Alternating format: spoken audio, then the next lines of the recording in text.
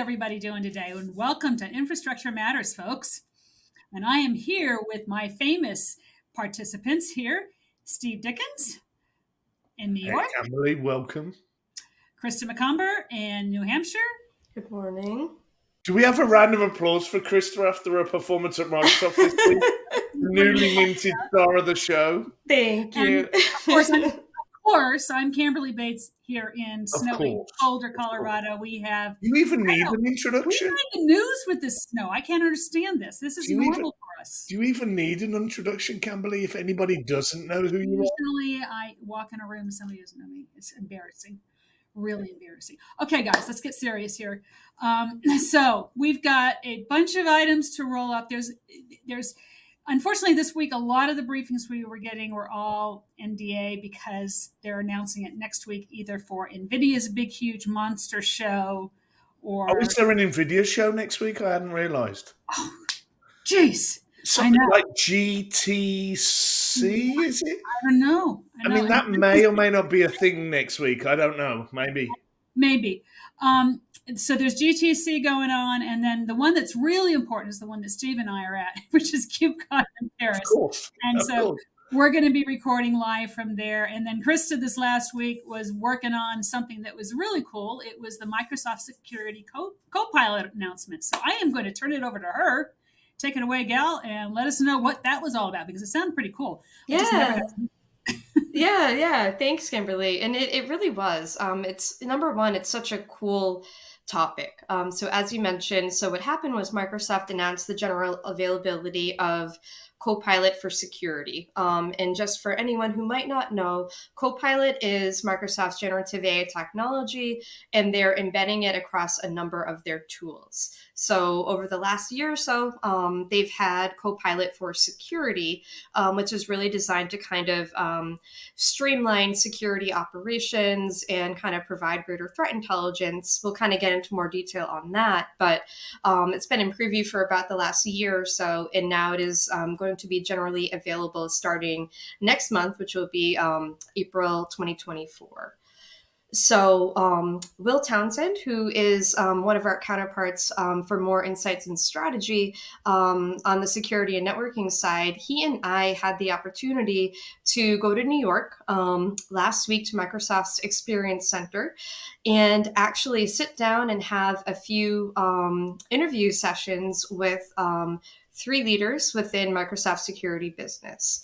We'll link to those conversations all in the show notes because, again, I think that there was really some great nuggets that came out of those conversations. But we spoke with Vasu Jakal, who is the corporate vice president for Microsoft security business, Brandon Dixon, who is a partner group product manager for the tool for Copilot for security, and then also Shara DeGrippo, and she is a director of threat intelligence strategy for Microsoft.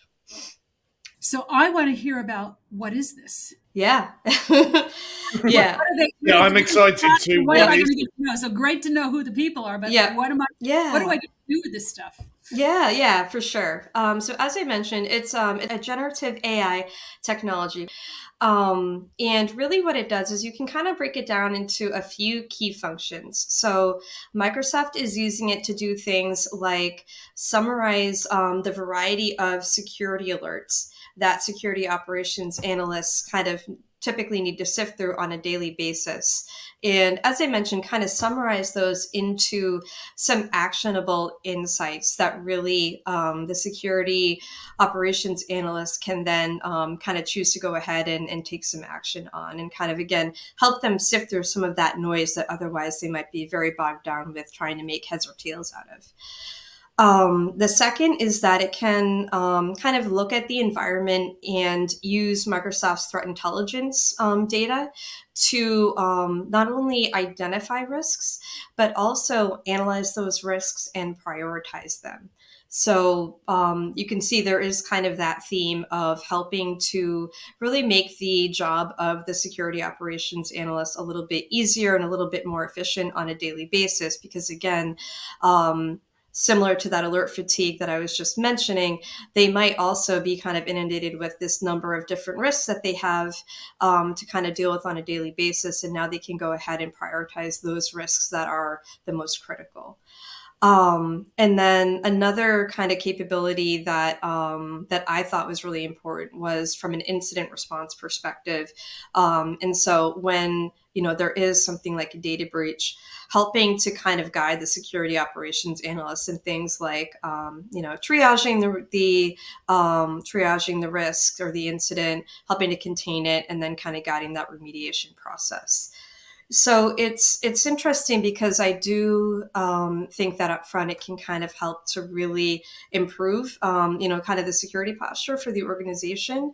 But I also think it can really help to not only, again, like we were talking about, make the job of the security analyst more efficiently, but we were actually talking with Vasu about kind of this idea of democratizing being a defender, which we told her, we were like, you need to get that on a t-shirt, or something like that, and really making this information and these insights more accessible to a broader range of security analysts, and kind of maybe even help to attract some new talent to the field. So I thought that was a really interesting kind of topic of conversation. Well, I think what it also helps out with is the staffing problem that we have in this area. Yes. You can't hire, you can hire the new security people, but I think like in any major technology area, it's those architects and those seniors people that have had years and years and years of experience. They've seen it, they've done it. And this is a way for giving a junior, maybe more junior people, maybe a speedier way of coming up to speed with what they do in the environments possibly. So it'd be interesting to see how that pans out. Absolutely. And we talked about that in, I think, actually all of our conversations. But when we spoke with Sherrod, one thing that she kind of painted this picture of that I thought was very interesting was even kind of going a step beyond that and really looking at the skills gap, but also looking at where does the organization really need to prioritize? So almost kind of mapping your security skill set to the threats that are evolving and emerging, and which ones are most critical, and kind of helping to see, okay, maybe we do actually have some existing skills that can help in that area, or maybe these are a couple of areas that we really need to kind of double click down on, whether it be through training and education, whether it be through hiring and things like that. And that was something that I thought was really interesting as well. And I'm going to emphasize back again, I mean, a lot of people keep asking about if this AI is a bubble. And this is an example of how it fundamentally shifts how we do work. Mm-hmm. And changes the entire space of it. I've said this before, I'll say it again, went through it in the 80s when we went to transaction processing. And what we were doing was providing the people that were having to make a decision, for instance, like, inventory levels and buying levels, et cetera. And the computer was providing that information to them in a dynamic form so they could make, decisions on a weekly and then on a daily basis. Now we're going to another place where we're saying, okay, so if I take that example there, what we're doing is the AI is going through and looking at all this historical kinds of things, and you can throw a lot of parameters in there and come up with some recommendations. And like, for instance, the weather, like we just got hit here in Colorado with, feet of snow. Guess what? That changes inventory. That changes might be in more demand this week. Yeah. Well, there's a couple inventory. One, it changes the inventory levels at the grocery store as it goes down, and it changes the inventory level at the restaurant because they don't have the customers. So, and it definitely changes the inventory level at the school system because they shut them all down. So the kids are off today. So there we go. Okay, let's go on to the next one. So the next one is BMC. Steve, you were down in Houston where they're headquartered. I was there one time, and they had their elevators coated with cowhide. Is that still there? I didn't notice that. No. Okay, you would have noticed it because I would have noticed that. I think this was eons ago that I was down there. We walked in the BMC offices, and they've got this cowhide doors or inside the. I just remember this as like, It's Texas, right? Everything's normal in Texas. So yeah, I mean, the reason I asked to go next on this is because I had a chance to sit down with Ram Chakravarti, who's the CTO for BMC, and John McKenney, who's the SVP who runs their mainframe business. I'm sitting there listening to Krista talk about her discussion with Microsoft. Exactly the same themes came up in my two discussions. So slightly different, sort of more ops, ITSM focus, a little bit less security focus, but exactly the same themes. Alert fatigue, operations teams being asked to do more, being able to, as platforms become more integrated, the connection points, the IT landscape becomes more and more diverse and connected. Ops teams are just sitting there going, how the hell do I manage all of this? We can't add more people. We've got to add more smarts. The whole sort of AI ops and those SRE teams and ops teams kind of day 2+.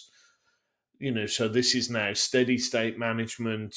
How do you observe into those environments? How do you operate those environments? How do you do management? Monitoring, observability for sort of day 2+, the applications in the environment. Now you've got to manage it. It's steady state. So really fantastic conversation with Ram. He's got a wonderful perspective on where the industry's going as a whole. You'll see that come through in our conversation. It was hilarious. We're sort of 25 minutes in and I'm thinking, I've got to wrap this up because we're meant to do a sort of 25, 30-minute segment, but I could have sat chatting to him for hours about it. We had some time on camera. One of those conversations where you just zone in and you want to keep going. So much going on with AI in that space. Being able to look at sort of an alert flow, being able to synthesize that alert flow, being then able to recommend actions, ultimately as we go forward, automate remediation and automate some of those tasks. But just that flow and just AI's, as you mentioned, Camberley, I don't think this is a hype. I don't think this is a bubble.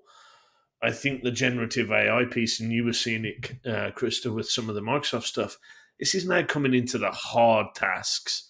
This is leveling up SRE teams, CISO teams, ops teams, and it's giving them a superpower that they were just overwhelmed. And those teams, if you can give them a 30%, 50% cheat code to just unlock productivity, why wouldn't they take it? Well, 30, 50%? Oh my gosh, even if it's 20%.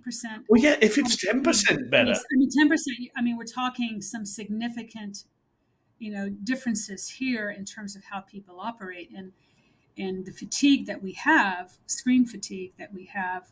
Well, you talked about skills is the other one for me, particularly in my conversation with John around the mainframe space.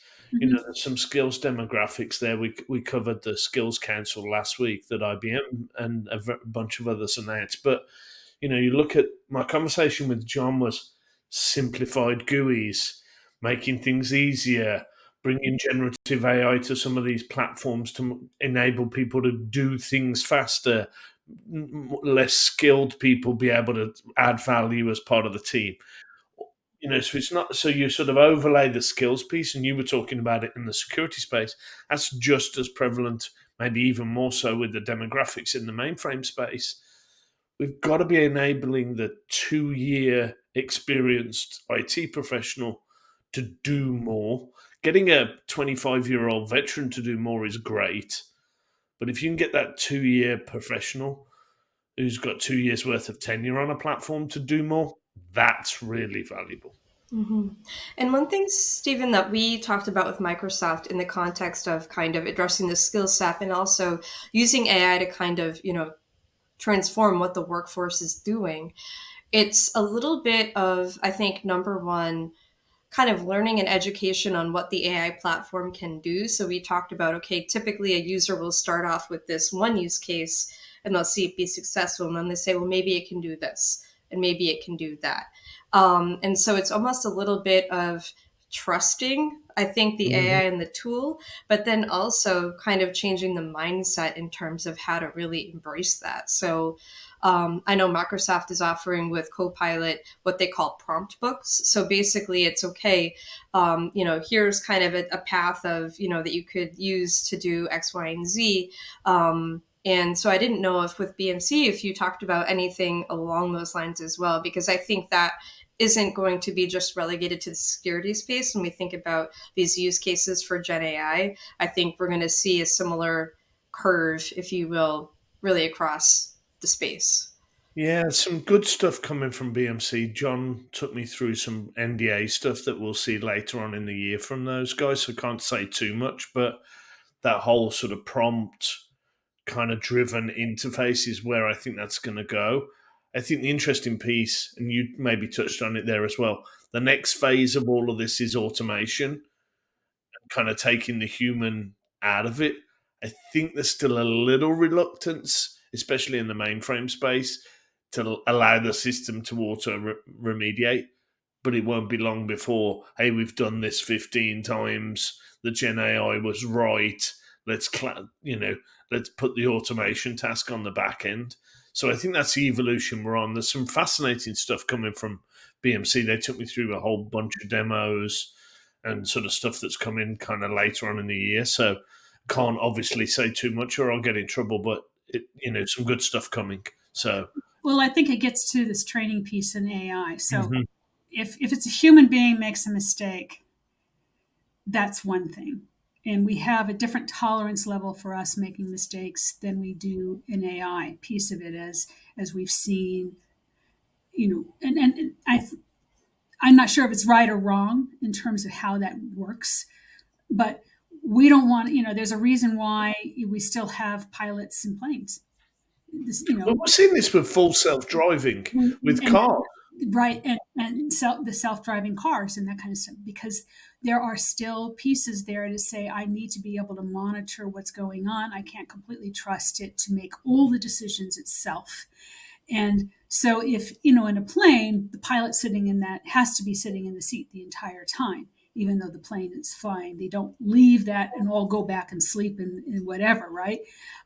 Although I did see on the news that 2 pilots were asleep in the cockpit this week. So that's a I don't know why that gets balloons, but I got balloons. So it's not a celebration. Comment at the podcast award goes to that one, obviously. Yeah. So I mean, there is still, and so the training piece of it, the amount of training that has to be done until we get to that point where it's 99.998% of the time it's right. And that's what's coming next. Ask yourself, is that correct enough? Is that close enough to be able to say, I'm going to let the thing automate? And the mainframe guy or anybody else is going to go, maybe not. Maybe not. So that's the evolution we're on, I think. But yeah. I mean, 2 separate meetings, 2 separate vendors, same week, same thread. That's directionally interesting for me. Yeah. So I'm going to go to another side here. Since we've been talking about security a bit, I'm going to flip over to IBM and the announcement on the FlashCore modules and their storage defender. So the FlashCore modules have to do with their flash system, which is their main offering that they have in the market. They have a super high-end one called the DS 8800. Is that it? 8000 box that's up there. That is, competes with the Power Max and those kind of guys out there. But what they're doing is bringing some of that knowledge capabilities that they had up there into the IBM. What they've done with the FlashCore module, which is their solid state custom designed work that they've done with Micron, is built into that on the entire module is the ability to detect and more accurately detect threats that are coming in. So basically, this is the 4th generation of their capability that they have. They're using, definitely using kind of the AI capabilities they have, the AI powered sensors, et cetera, to look at the threats as they're coming in. So every IO is being monitored in that in the flash system, which really kind of takes you out to the next next level of using machine learning models to detect anomalies before it comes through. The question that I have that probably we need to go back to them at is at what level, is coming into the block level granularity. It doesn't impact the performance because it's a capability that's on the FlashCore module. It's not into the totally into the IO path, etc. So really, really great technology that they have. This is the kind of stuff that comes out of IBM research, and love the things that they work on. So. And Krista, you're going to comment on the Storage Defender piece of what they did there. Yeah. So this is kind of, as you mentioned, Camberley, the second part of this announcement from IBM kind of focused on, cyber resiliency. And so Storage Defender, what it is it's sort of a packaging of technologies, including IBM Storage Protect, which is their data protection software, IBM Storage Protect for Cloud, which is, their similar offering for protection of cloud environments, and a few other capabilities as well for cyber resiliency. So this has, they announced this last year, and what they've done is they've actually added some of these AI threat detection capabilities to IBM Storage Defender as well. So part of the distinction here is that the use case we were just talking about with the FlashCore modules would be more on sort of the production side. So as you mentioned, to be able to kind of detect attacks that are occurring on those production workloads. So on the Storage Defender side, where this is more of kind of a backup and recovery type use case, this would be to be able to detect, data breaches and threats within that protection environment for those data copies that ultimately would be used for recovering from, a cyber attack or something like that. So obviously, pretty notable from that standpoint.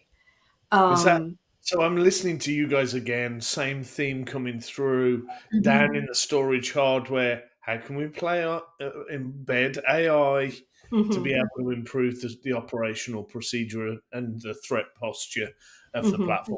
Same thread again, completely arguably lower down in the technology stack, closer to the hardware. Exactly the same thread. I think we're seeing this across the industry, just every briefing is how do we embed the AI in to add value? Yeah, and I think, Stephen, you hit on two important points that as I have more conversations more broadly across the cybersecurity industry, this year a big theme really is that kind of preventative and kind of threat detection, kind of story. And I think that is because we are recognizing that, attackers, they've always been innovative, but now they have AI as well. So the sooner that we can... You can't fix it after the fact. Right. The times you've got to get ahead of it. I mean, I always enjoy these conversations with you, but and your research notes, I think that's the thread I pick up from your discussions. You've got to get ahead of it. You've got to get out there with threat detection and be spotting it earlier. Once it's hit and you're trying to remediate after the fact, it's too late. Right. Exactly. So, so I thought that was interesting. And then they also added what they call kind of some inventory management capabilities for, kind of the various workloads and kind of storage environment that would kind of fall into, this IBM Storage Defender peer review. And that's along a similar vein of kind of the threat detection. It's really to kind of identify if there are any blind spots that attackers might, kind of look to compromise, but also to kind of establish various tiers of a plan for business continuity in the event of a cyber attack. So on the briefing that we had with them, they kind of talked about it from the lens of, what does your organization's minimum viable recovery look like? What are the most critical business services to get back up and running, and data as well following an attack? But then, so what's kind of your step one for your incident response there? And then what is kind of the second step after you've been able to get those core services and data, back online and kind of recovered? So, I see that as well. And when we talk with practitioners, I mean, we've been advocating that for years now. Just, have that understanding, have those conversations with the business around what is most critical to prioritize those efforts. So it's good to see some of those capabilities being built in here. Great. So I'm going to shift to just a real short snippet on a conversation I had this week, which was great to catch up with it. Because they're a Colorado company, I have to call this out, and that's with a company called Liqid. That's Liqid. They have a new CEO, and Edgar Mastery. He's coming in. He's not replacing Sumit. Sumit is moving over towards really doing what he really does well, which is all those strategic relationships. But for those of you that heard about them, they will be at the conference next week with NVIDIA. They've been on this road of what we call composable systems. Probably I think they're really the only real composable system that's out there. You can compose memory, GPU, CPU, storage, whatever, dynamically changing it out without. It's just really an incredible technology, especially in the HPC and now in this very, very this big AI world. And what they've done, and this was many years ago, they've got a custom PCIe switch that enables them to do this dynamic capability with it. So they're going to be rolling out some work with NVIDIA and some stacks, that they'll be offering into there. I think that having Edgar come in this time, he's definitely a known entity in the market. He's brought big companies out to market, so expect this company to keep on growing. They are now in a very sweet space. They've struggled a bit. They've done very well in the HPC market. They've struggled a bit because it's just takes a bit to catch up and be in a big company. But now with the AI and the demand to be able to dynamically utilize GPUs efficiently, they've got a great value proposition for the market. I'm looking at my notes here to see if there's anything else here. They are going to be working with, other than NVIDIA, they work with other GPU kind of offerings that are out there, including AMD, Grok, what they're doing with Intel, etc. So I will leave that one there. And I think you also had a conversation with Solo.io. Is that, Steve? Is that the right? Yeah. So announcement from them this week on their glue network for Cilium. I mean, this stuff's deep in the technology space in open source for Kubernetes networking. There's a bunch of acronyms, eBPF. This stuff gets pretty nerdy pretty fast, but there's some announcements coming next week, which I'd recommend people look out for around some stuff that Solo's doing with one of the hyperscalers. I just spoke to the press who were writing, one of the journalists is writing an article on this. I think with all of these open source companies that are on a trajectory to kind of spin out and get escape velocity and ultimately become a public company, you look at people like Elastic. Obviously, we've seen Red Hat have a storied kind of history making that escape velocity with Linux and then OpenShift. I'm starting to get really excited about where Solo's going. They've kind of got past the sort of spotty faced teenager phase, and they're starting to make some really good strategic moves. So I think good announcement this week with the Glue network piece. That makes sense. Some of the stuff I've been pre-briefed on that's coming out next week. We're recording some videos with those guys, but at KubeCon, really fascinating to start to see them become less of a point technology vendor and more of a platform vendor. And that's going to be directionally interesting. So lots of technical stuff to kind of be aware of, probably too gawpy for this podcast, but I'm writing a research note as we speak on the Glue network piece. We'll link to that in the show notes, and that's definitely something to. But look out for their announcement next week. I think directionally really interesting for this space. All right. Well, that takes us to a 30-minute time frame. So thank you very much for tuning in to us again. Pro at this now, Camberley. Look at you running the show. There we go. And we will be talking to you from Paris next week. Paris in the springtime with Camberley. This job has got some highlights, right? There we go. All right, guys. Thank you very much. And don't forget to click follow, all those good things. We appreciate your enthusiasm.